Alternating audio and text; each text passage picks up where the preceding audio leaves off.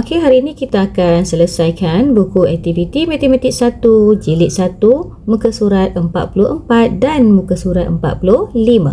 Kita akan belajar kenali nilai tempat dan nilai digit. Okey, nilai tempat dan nilai digit. Nilai tempat kita ada dua. Yang pertama sah dan yang kedua puluh.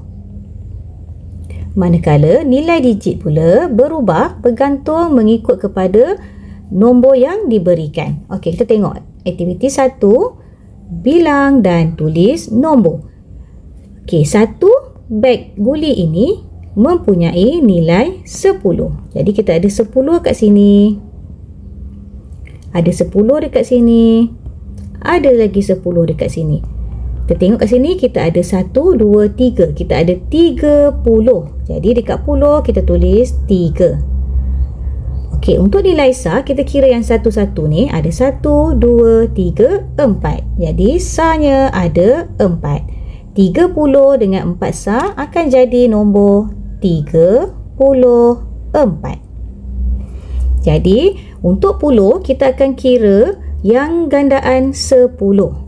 Kita tengok soalan nombor 2. Okey, satu batang kayu yang panjang ni nilainya adalah 10. Kita ada 1, 2, 3, 4, 5. Jadi kita ada 50. Kita tulis 5 dekat rumah puluh. Kita kira sah 1, 2, 3, 4, 5, 6. Ada 6 dekat sah. 50 dengan 6 sah akan jadi 56. Tengok soalan C.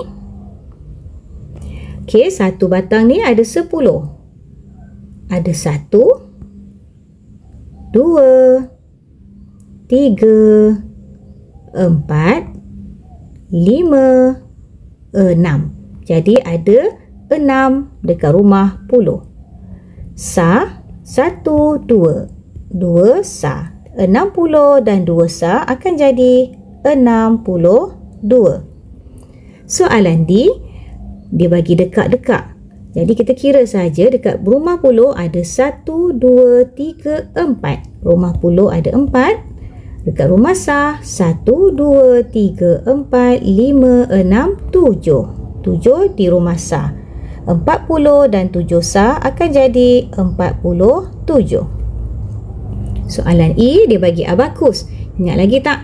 Yang dekat atas ni nilai dia 5. Yang ini nilai dia 1, 1, 1, 1. Jadi 5, 6, 7, 8, 9. Ada 9 dekat rumah puluh. Dan yang ini nilai dia 1, 1, 1. Ada 3 dekat rumah sah. 90 dan 3 sah. Jadi 93. Okey, kita tengok muka surat 45. Aktiviti yang kedua, tulis nilai tempat bagi digit yang bergaris. Okey, nilai tempat tadi cikgu dah kata ada dua. Sah untuk yang belakang dan puluh untuk yang di depan. Okey, kita tengok kat sini 1 dengan 7, 17. Jadi 7 berada di belakang. Di belakang ialah nilai sah. 24, 2 di depan. Jadi nilai tempat dia ialah puluh. Yang ini belakang, sah. Yang ini belakang, sah. Yang ini dekat depan, 60 dekat depan. Jadi nilai tempat dia ialah puluh. 76, nilai tempat 6 ialah sah. 94, nilai tempat 9 ialah puluh. 99, nilai tempat 9 yang dekat depan ni ialah puluh.